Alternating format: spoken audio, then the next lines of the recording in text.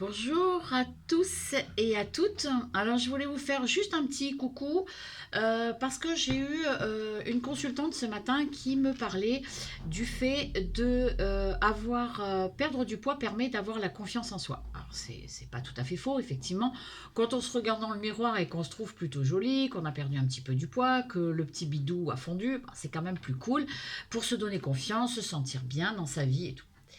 Mais le contraire est vrai aussi, c'est-à-dire que il est intéressant d'avoir quand même un peu confiance en soi, avoir une certaine estime de soi pour quand même perdre du poids.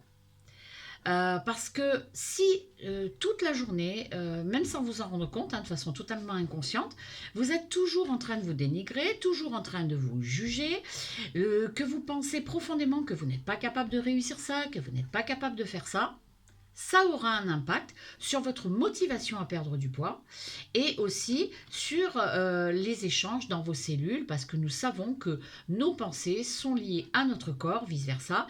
Et donc du coup, c'est très important. Donc vous allez me dire, ouais, mais comment on fait pour avoir plus confiance en soi et pour avoir plus d'estime de soi? Alors il y a plein de méthodes, il y a plein d'outils, ça c'est sûr.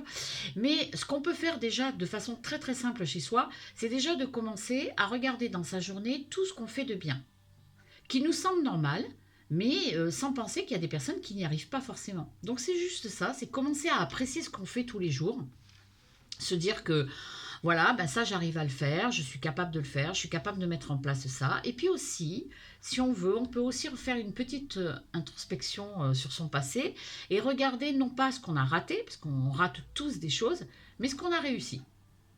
Voilà. Comment on a élevé ses enfants, ou quelle carrière professionnelle on a fait, ou quelle formation on a pu faire, ou qu'on a réussi, ou tout simplement comment on a pu évoluer personnellement, comment on a pu essayer de devenir quelqu'un de meilleur, etc., etc. Il y a plein de petites choses que vous pouvez faire tout simplement chez vous pour commencer à prendre conscience que vous avez des forces intérieures et que vous pouvez augmenter cette estime de soi et cette petite confiance en soi, tout petit, tout doucement. Voilà. Eh bien écoutez, je vous dis à très très bientôt et puis je vous souhaite une très belle journée. Au revoir.